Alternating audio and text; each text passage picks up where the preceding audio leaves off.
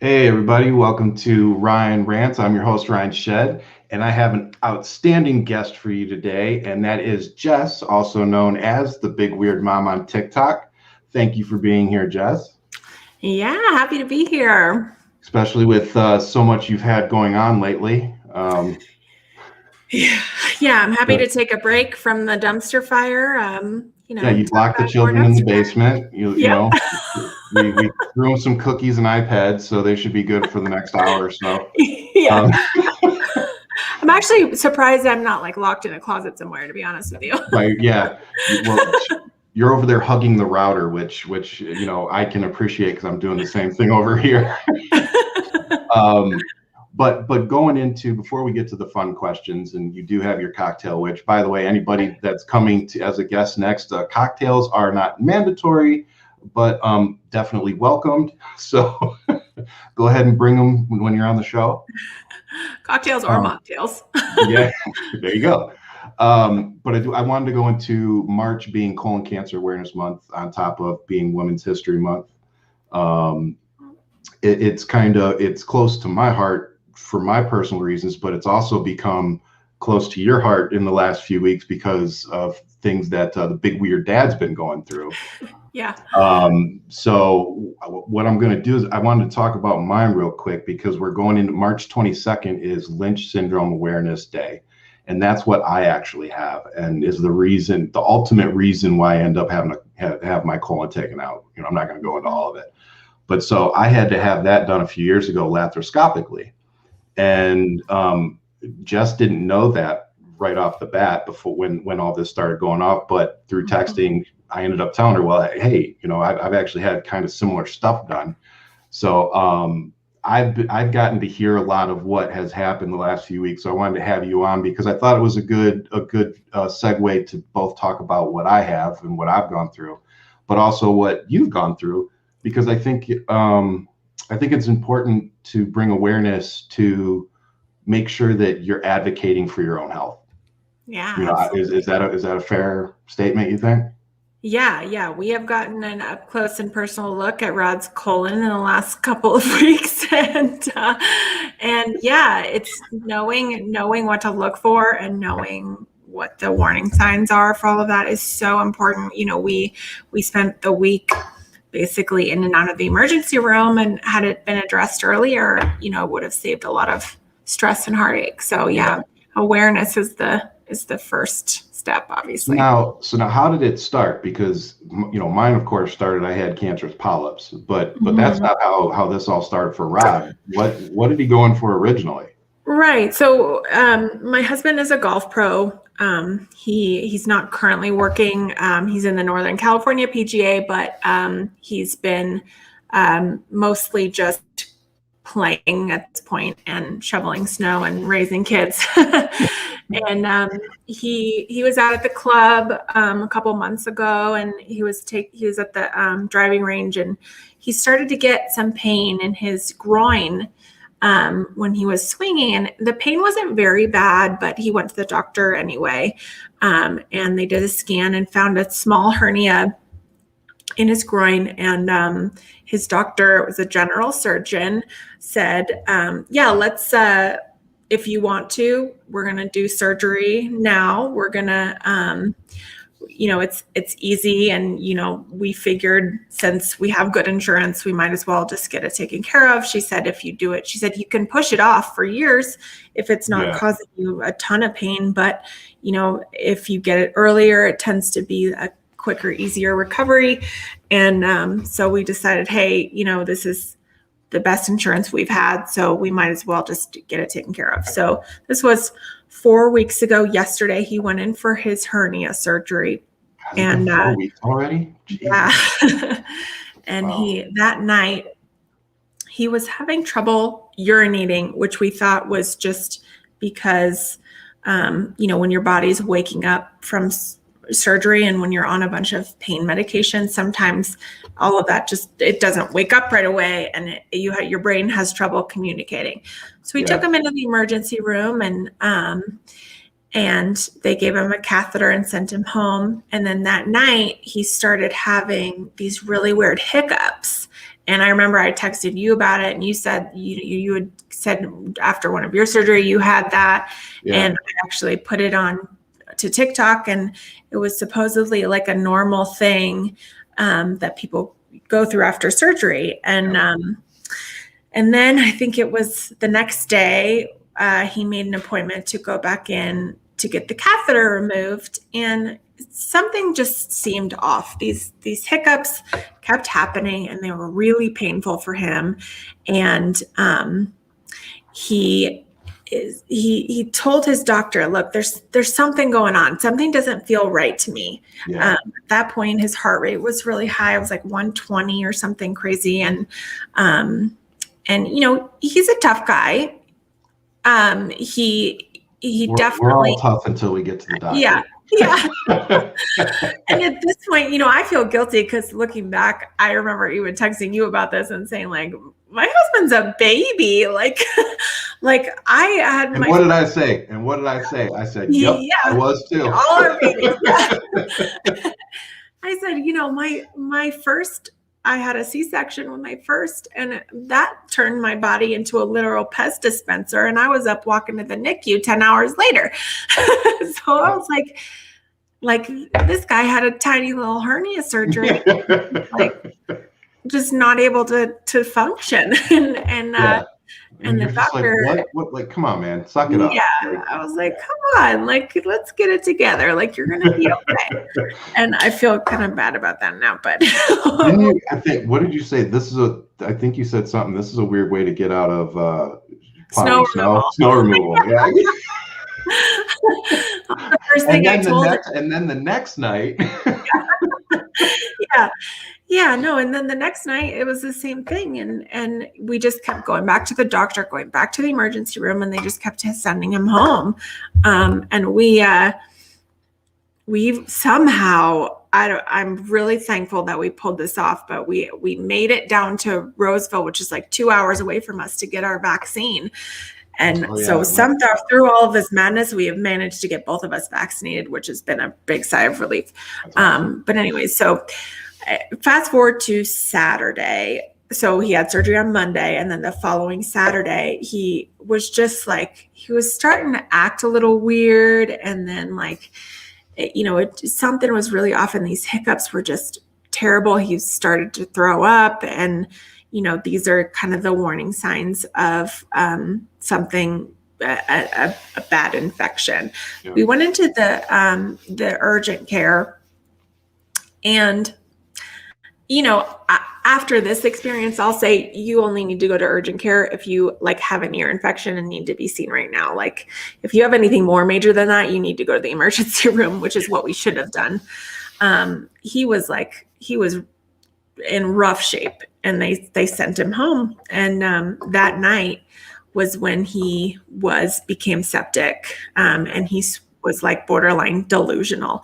So what had happened, which we found out later, was during the hernia surgery, they don't know exactly what happened, but they're thinking that one of the tools that they used to cauterize while they were sewing him up was like arced through his appendectomy scar and somehow cut a hole in his intestine, his large intestine.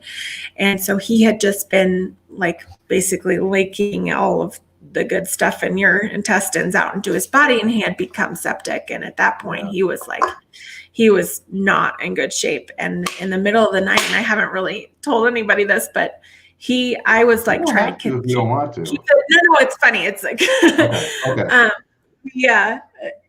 I kept the kids in their room to kind of keep them away from him. So we were just totally sectioned off from them. And I woke up to a text saying, I'm going to the emergency room. He drove himself to the emergency room while he was like septic and like delusional. And like his body just went into like fight or flight mode.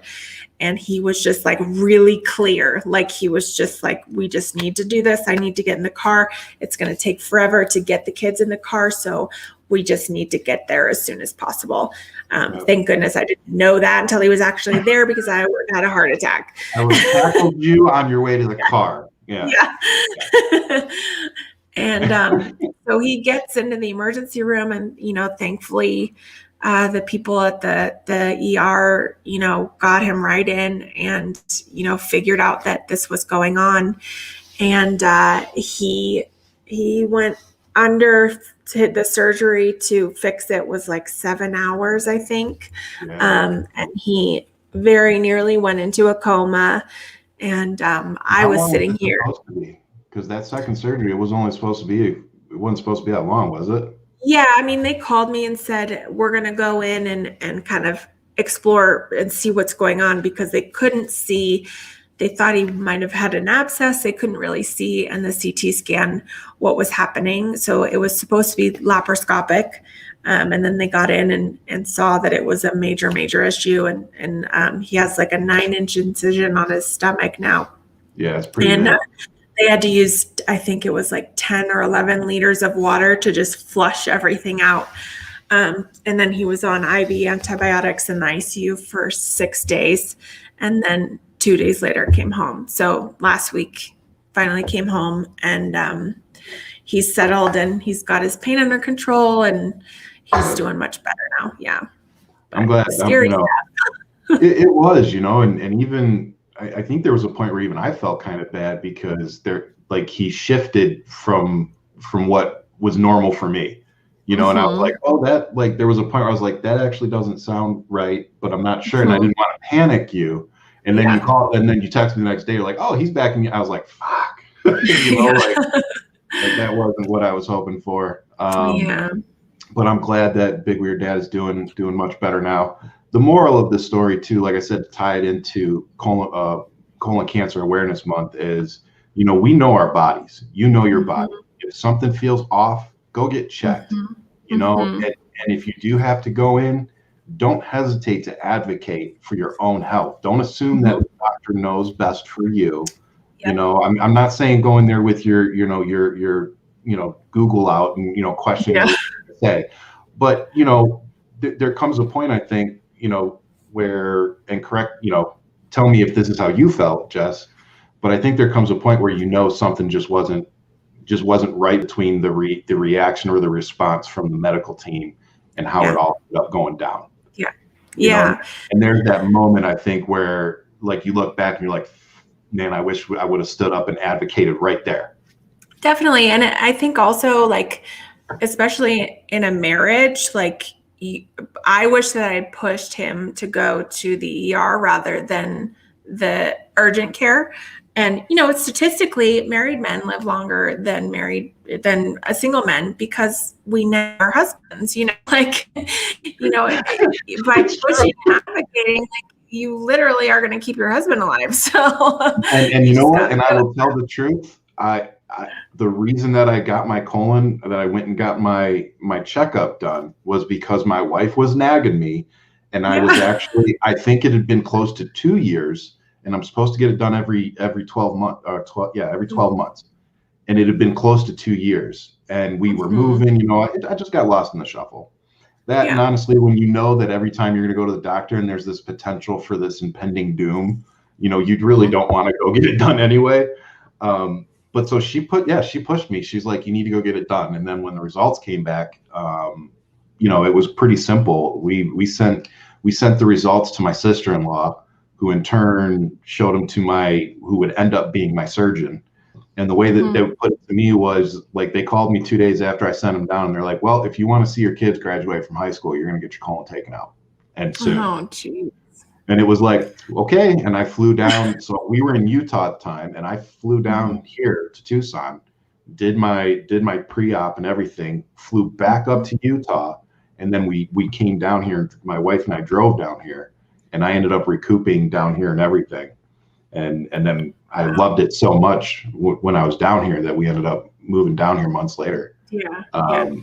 But it's crazy how things can take a turn real quick. And it's always, it's usually our lovely, amazing spouses who step in to say, stop being an idiot and go get checked. Yeah. And also, COVID is really a component of that. I feel like if I had been at his bedside for all of this, I would have pushed, and Rod didn't grow up in a medical family like I did. You know, my mom ran the hospice department for Kaiser and was always involved in home health and hospice.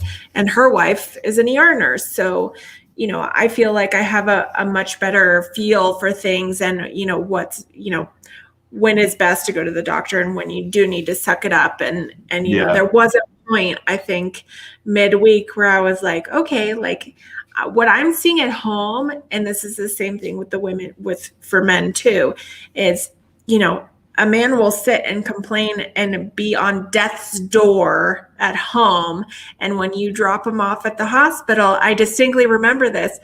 We suck it up and straighten up. Yeah, putting him into a wheelchair and letting the ER staff, you know, wheel him in, where, you know, I was shutting the door and I hear him say, "Hey, how's everyone doing today? Like, I'm so happy." Yep.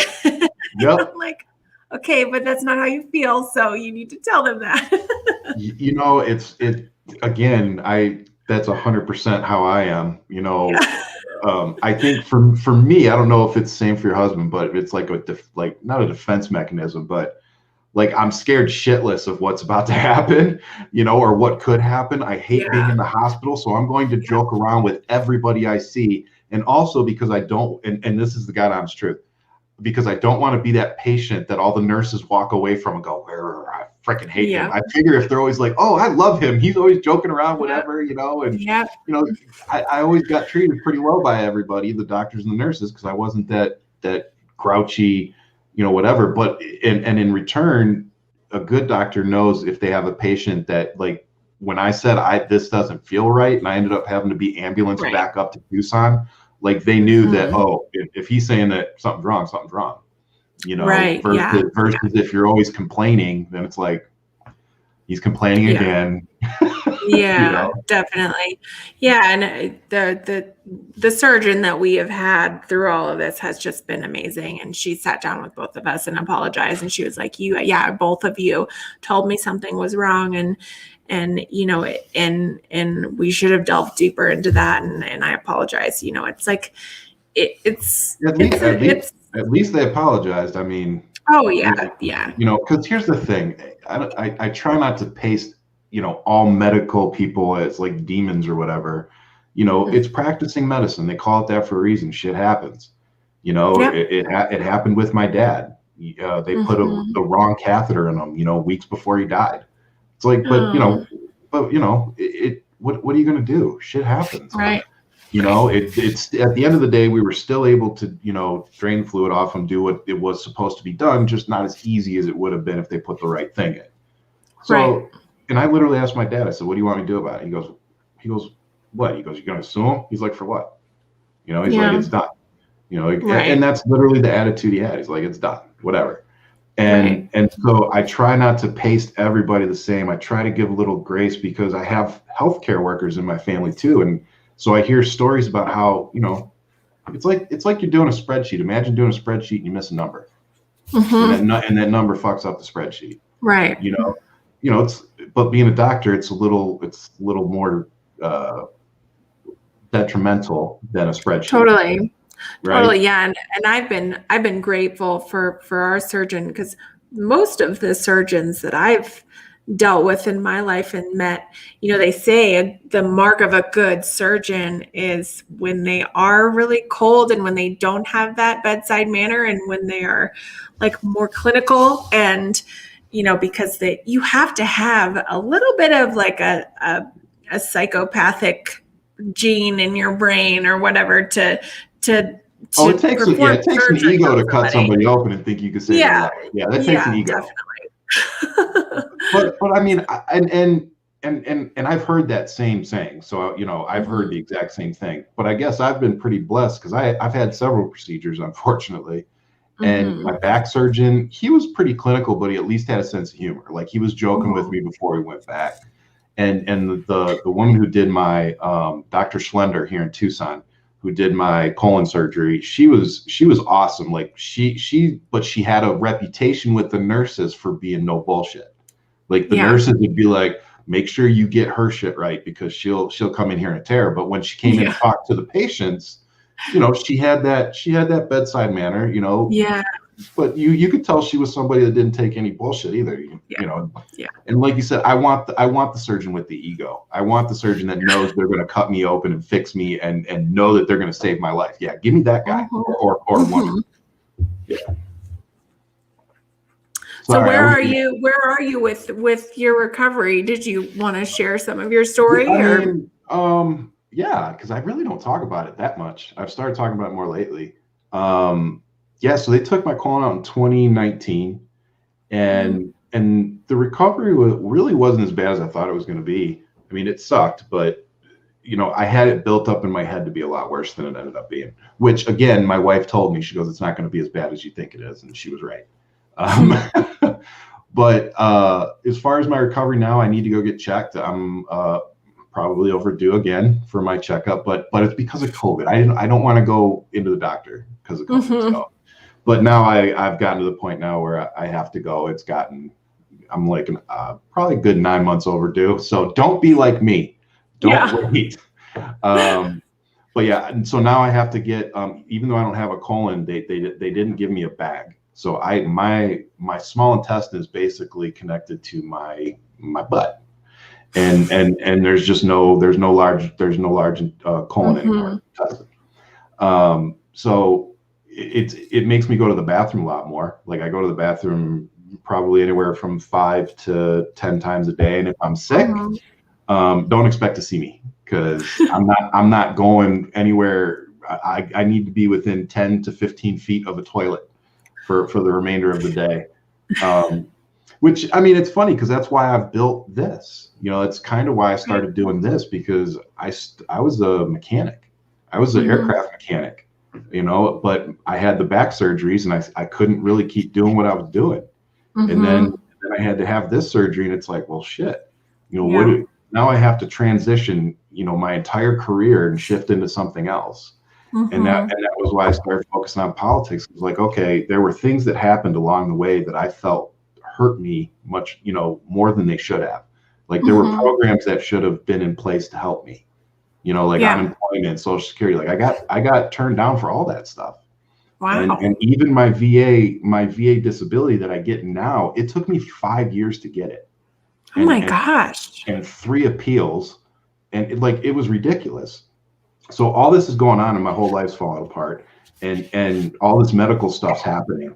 And I didn't want to see it happen to other people the way it happened to me. And I'm very fortunate because at the end of the tunnel, I had the VA stepped in at the end, and now I'm okay, financially and everything. Yeah. But I wasn't, and not and majority of people aren't going to have the same safety net that I did, because I served. Right. They're not going to have that. And so it really made me focus on how to take my trauma, I'm going to call it a trauma, but how to take all this trauma and medical issues and shift my career into something else so that I can still focus on my recovery. Because I unfortunately, with Lynch syndrome, it can cause not just colon cancer, but it can cause stomach cancer. It can cause kidney cancer. Your predisposition for all these cancers. And so for me, I knew that, which was why I was getting checked. I got my colon taken out, but now I still have to go get an endoscopy, which is where they put you in like Twilight and they stick the camera down your throat, in your stomach. So, and they check my esophagus, my stomach, and everything. So, I still have to go get looked at all the time, and it's still an issue. It can still be an issue with my insurance because I'm 39 years old, and they're looking at like, why do you have to get an endoscopy every year? Why do you have to get this ultrasound done every 6 months?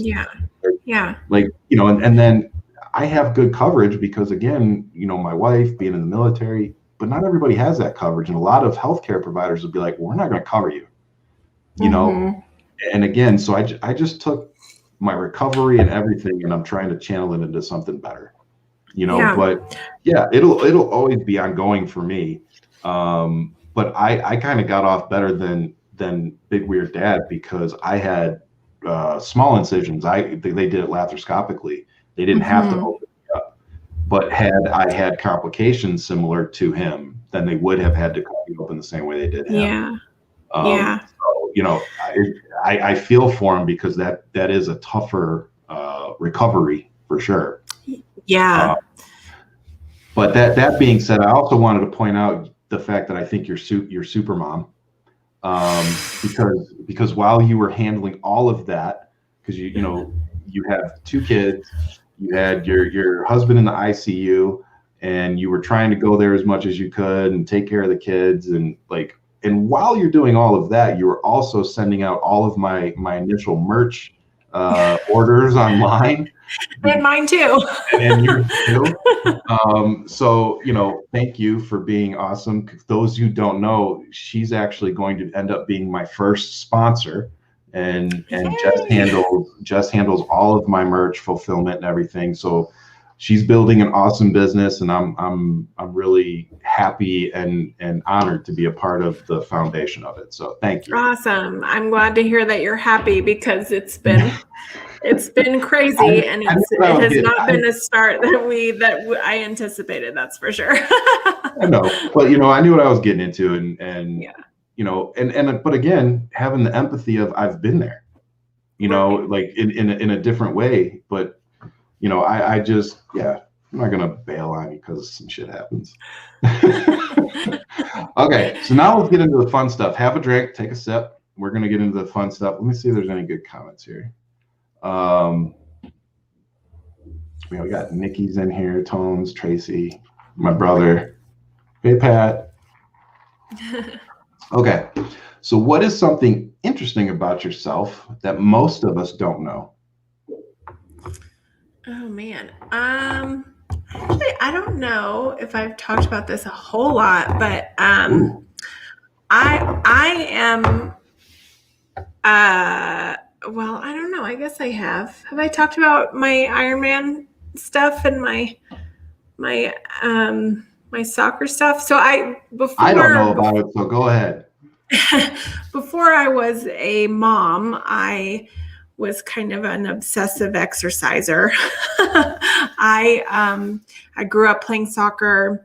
I was actually on the Olympic development team for soccer. And then when I was going into college, I hurt my knee and I lost a scholarship, and it was a nightmare. But because of that, because of my knee injury, I started getting into running and distance sports. And because, with soccer, the pivoting was just a little too much for my knee. So got into doing triathlons. So I've done 3 Ironmans and a 50K. So an Ironman is a 2-mile swim, 112-mile bike ride, and then a full marathon. So I guess that's a little fun fact that not a whole lot of people know. You're better than me. I'd probably get about 300 yards into the swim and be like, it's time to turn back now. I actually did my third Ironman was the Tempe, Arizona Ironman. Who is your favorite soccer team from Tones 84? Oh, I gotta go with the women's national team. I was just like, I idolized Mia Hamm and Brandy Chastain growing up, and I always have a soft spot for those ladies. Even I did. I mean, that team was amazing. That was a good pick. So send in your questions, everybody that's here. Not just my questions. So what was your original intention with joining TikTok? Because I know you ended up going to you're the Parler martyr, which I know I appreciate, so that I don't have to read it. And then you do the dumpster fire. What is it? Mom group dumpster fires. Mom group dumpster fires. So was that your original intent when you joined? I joined like the beginning of the pandemic, and I was mostly just commenting and looking for good content. And I would occasionally give commentary on, things that I felt. And, it was kind of a fluke. My very first kind of viral, I guess, video was this super, super crazy lady who I'm sure is on Parler. Said that everyone who voted for Biden should be put on a island somewhere to rot and die or something. And I stitched that, and it got like 10,000 views. And that kind of just started the momentum. And I think like a week later, I saw this random post on Facebook that was a screenshot of a Parler post. And I got on and read it, and that just like took off. And so really, like, I didn't try to do much content before Parler Martyr. And then right after, I think it was like less than a week after I did that first Parler post, I did the first Peloton mom post, which was kind of, so they kind of have been parallel to each other. Yeah. But, and then Nugget Talk happened, which was, those are the moms. I say this all the time, but the mom group people are crazier than the Parler people, 100%. Really? I mean, like, that's the only place that I've ever like been threatened to be doxxed or, you know, had people like legitimately try to come at me is with the mom groups. Crazy. Yeah. Wow. That's why I don't join the dad groups. I can only imagine what the toxic masculinity is in there. Literally the only thing that happens in dad groups is people come in and say, my wife made me join this. What are we going to talk about?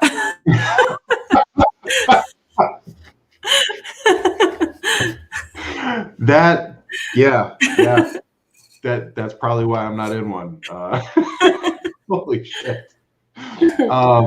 So you ended up on TikTok. You tripped and fell into Parler Martyr and everything. Did you ever imagine that you would build a podcast, your own podcast off of that? Definitely not. I mean, like, I've always kind of thought in my mind, like, it'd be fun to have a podcast, but yeah. What am I gonna do one on though? Yeah. Right. Yeah. It's every day it shocks me that I wake up and I look at that number. Like, I just don't even know how it happened. But I think it was your account that says somebody gave me all these followers or something like that. I always like that my one. Instagram. Yeah, I like that one. Okay, what did somebody say in here? Do you comment on Parler or in that group? I comment in the mom groups, not so much lately, because there are several people who do know who I am in Facebook, and Facebook is kind of the one place where I try to keep my account really locked down because I've got pictures of my kids, and obviously it's been 10 years since I started my Facebook account. So I do comment on Facebook. I have only commented on Parler once when I was kind of trying to do I was trying to dick roll people by like posting an article that was like clickbait article that would go to a dick pic. Anyways. This is why we're friends. This is why we're friends. It didn't really work. A couple people posted it like for real, and then I was like, okay, we got to take this down because I don't want to like contribute to the problem. Yeah. Like, didn't see that twist coming. Yeah. And then at one point, I think before the insurrection, I was like kind of trying to like get some information out of people to send to the FBI.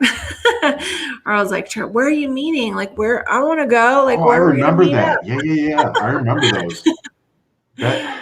In the bet, didn't you get a couple of them? Didn't you get a couple of people that actually told you?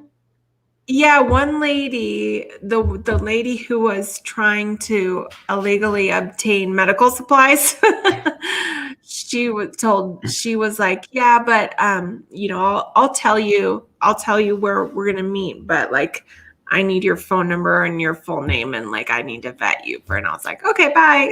Click. That's been fun. Yeah. Okay, I didn't think about that when I asked that.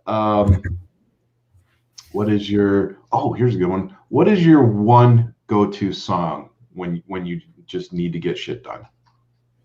Oh my gosh. Not artist, song. Yeah.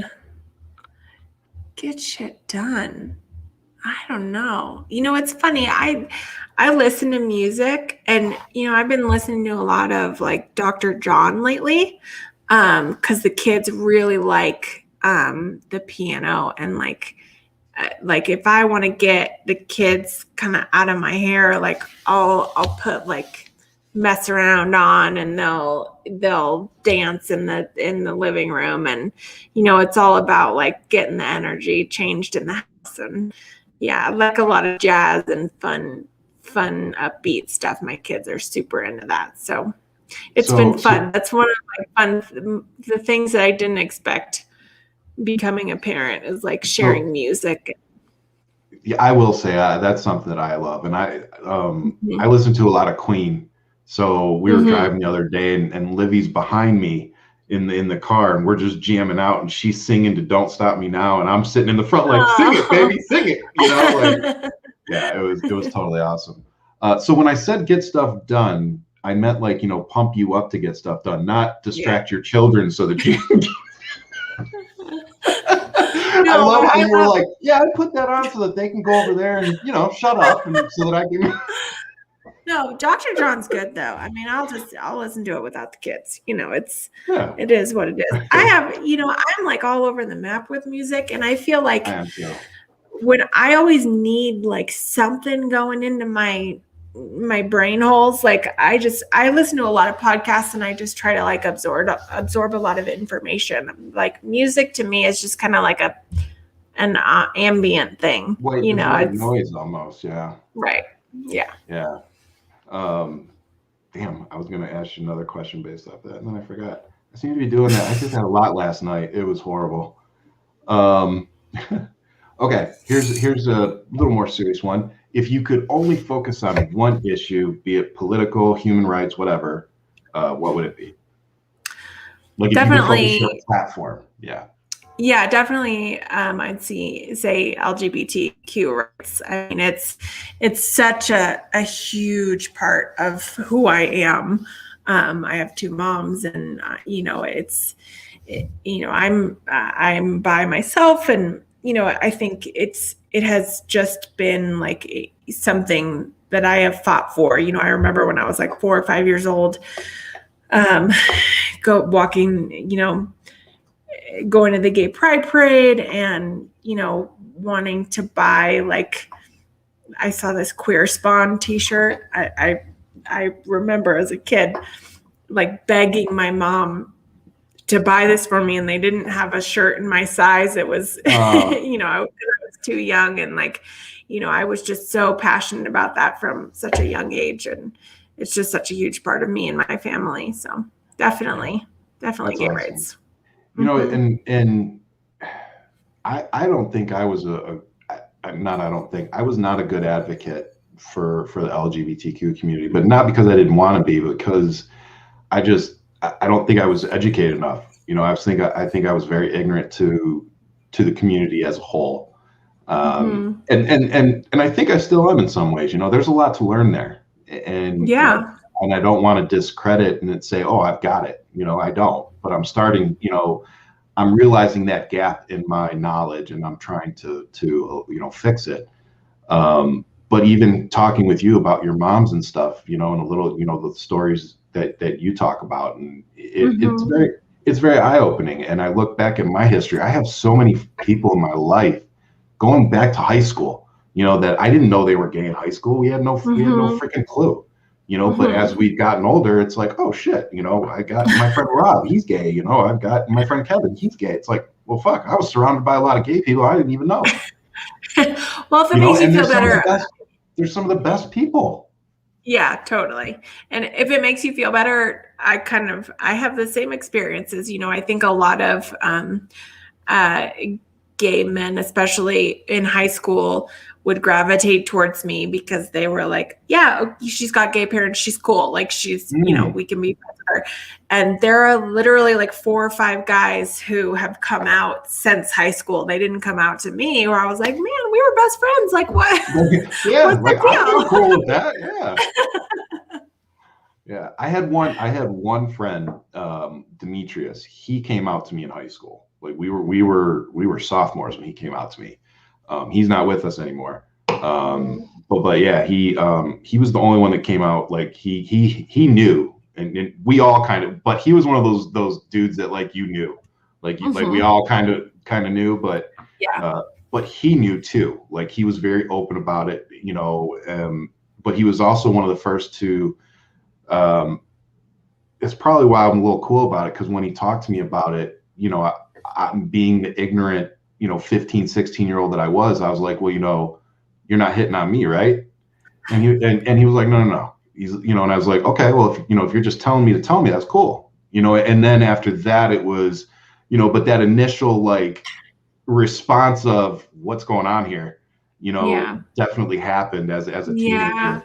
But man, once we got into it, and he just started being open with me, because he couldn't be open with very many other people. Like it was me, my friend John, him, and a few other people. That was it.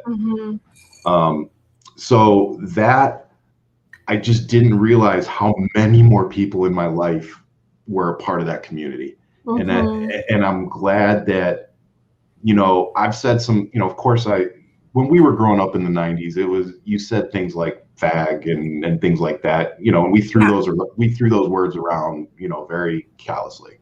We know now that it's not cool to do that. So of course, you know, I use those words and stuff like that, but I never like went at somebody because I thought they were gay and tried to like, you know, make them feel bad about it. I think I've always been pretty accepting of whoever. And I'm glad, because I don't have to look back and feel bad, you know, for bullying and chastising anybody, you know, in that community, thankfully. Yeah. I think that's an awesome thing to focus on. You know, for me, I think it would be the Black Lives Matter, you know, but just you know, racial injustice, things like that. That's of course going to probably be my primary focus, just because of my kids, you know. Of course. The other reason I'm getting into this is to, you know, hopefully make the system better for them, so that they don't get caught up in some ridiculous stuff. Yeah. So that's probably my main focus. So you know, it's always interesting to me to see what everybody's is and why. You know, I kind of guessed yours, but okay. Which creator's page do you go to when you need a good laugh? Oh, geez. You know, one of the first people who I followed on TikTok was Selena Spooky Boo, who I don't know her. Like I feel like I'm close friends with 90% of the people who I like follow and you know will seek out, but you know, she's got 5 million followers. Obviously, she has no idea who I am, but she is so freaking funny. Have you seen any of her sleepwalking videos?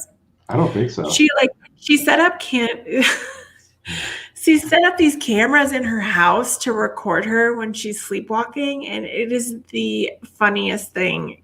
And like, her poor husband is the most patient person in the world. He just watches and kind of interacts with her, and like I'm sure that he encourages her to do crazy things, but it's freaking hilarious. And just her way of like looking at the world, she has got like it's very wholesome content. It's just like she's got this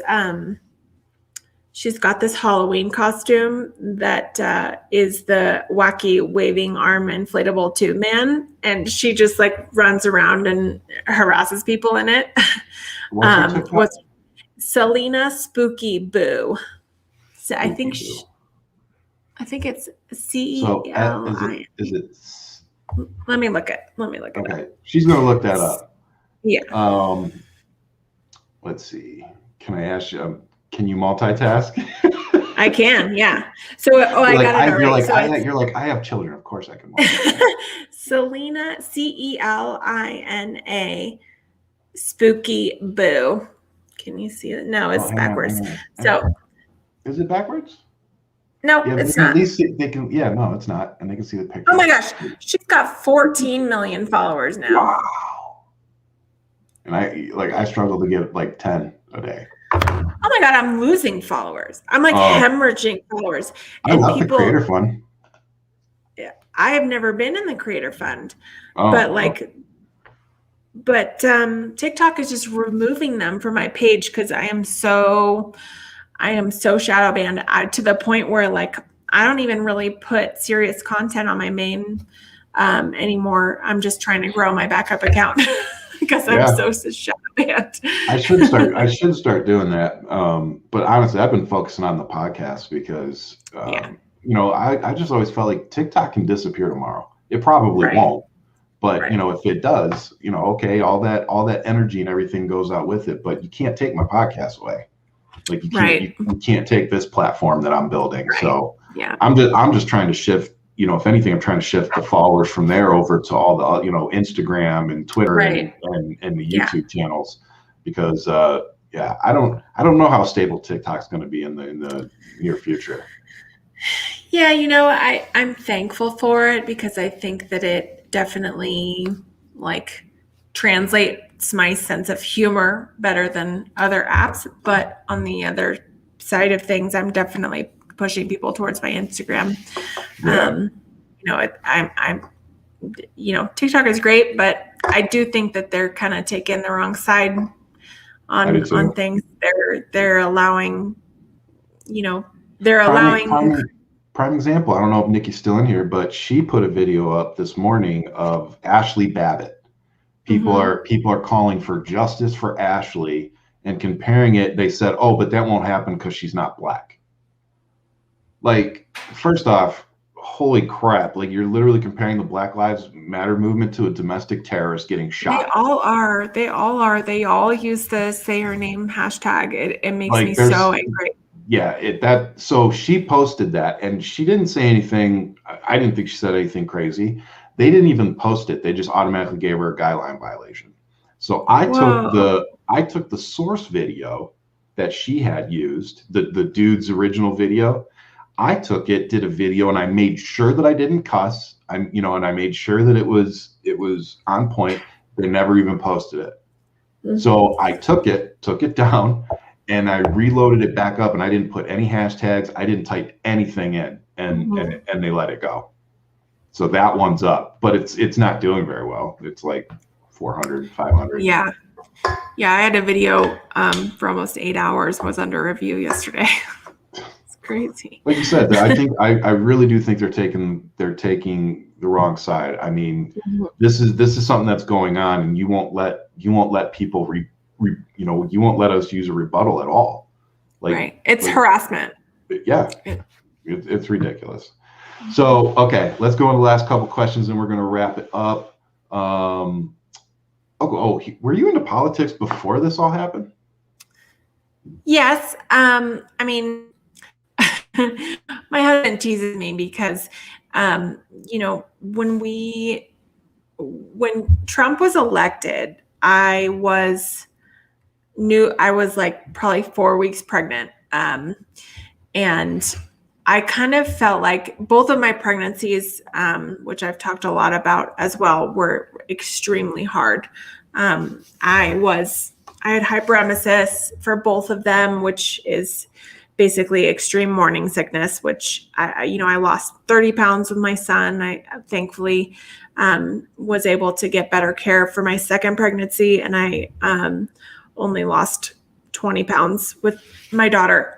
But I was in the cancer center getting infusions twice a week. And, I didn't want to add stress to my life. So I completely stopped paying attention to politics until the last year of Trump's presidency, and then getting into TikTok kind of reignited my passion for it. But before that I was, and I kind of regret not exploring it more, because I think, political science and everything would have been a better direction for me with my education than I ended up getting a biology degree that I'm not using at all.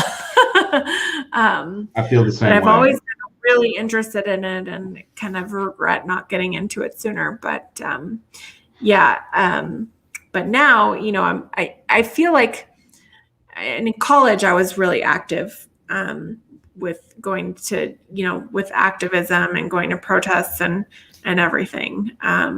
So, because I was into like conservation biology and I was really passionate about the environment and green energy and all that good stuff. So Yeah, and I feel the same way you do. I wish I would have realized my passion for politics a lot earlier so that I could have gotten my education in it instead of thinking that I was going to be, some aircraft engineer and, but it's that I really am passionate about it, but I'm passionate about building a platform on how to better disseminate it too. Like TikTok got me to realize how important getting our voices heard online is. Like I can go travel around Tucson and hit every business for the next 6 months, and just pound the concrete, which I'm going to probably have to do anyway. Or I can have a platform on Twitter and Instagram and TikTok and here where I can say something and reach 3 million people in a matter of 2 days. Right. So it took, once I started figuring out the analytics and seeing, where everything was, it's like, oh, okay, now I'm seeing what I need to do. And I wish I had the educational background that you're talking about to build the foundation on. So I feel like I'm doing like homework I should have done a long time ago. Yeah. Okay. So this is the last question. And I think it's important because we're going to be working together a lot. So where do you see your personal brand in the next year? Oh man, I was thinking about this. It's interesting, while Parler was taking a break, I was sitting here thinking to myself, like, yeah, like I am really grateful that Parler is not in existence, but like, I kind of wish that it was, I kind of feel like we need to have this, this guaranteed spot where we know where all these people are who are dangerous and who are spreading misinformation. And, that is really, really where I want to focus everything on, is exposing this group of people, who are doing these horrible things. I think this podcast that we just started, which is called Rabbit Hole Heroines, and hopefully we're going to be back on track this week after all of the craziness. We've taken a little bit of a break, but I want to really focus on that and delving into the rabbit holes that you can go down. And I think that there really is no limit to what we can explore with that. There's rabbit holes everywhere, and I'm super passionate about a lot of things that I haven't really touched on my page. And I really hope to kind of go down a couple of fun rabbit holes with everybody. And the title of the podcast is again? The Rabbit Hole Heroines. And that's with crazy mother runner from TikTok. Yep. and yourself. Yep. I thought when you sent me the idea, I thought it was freaking fantastic, because like you said, the title and the premise of it doesn't tie you guys just to Parler or just to like you said, you can go find anything. There's plenty of craziness to go get content from. So I think that's awesome. So if you want another awesome podcast to listen to, please go subscribe. The Big Weird Moms YouTube channel is also on here, so you can subscribe to that. Jess, thank you so much for being here. And I'm sure I speak for everybody else when I say we all wish your husband a very speedy recovery, both for himself and your sanity. And and when you need me to set up the GoFundMe page for your psychiatrist bills because of Parler, let me know. We'll get that started for you. And for everybody else, I'm going to have Old Man Murphy on with me next week. So Ooh. Yeah, I'm sure we'll end up talking about mental health, and if he brings his cocktails, it's bound to be interesting. So please tune in next week. It's going to be 4 p.m. Mountain Standard Time, and this will be available. The audio podcast will be available for download on all of your podcast streaming services within the next day. So as always, I'll leave you with much love, keep fighting, and we'll see you next week.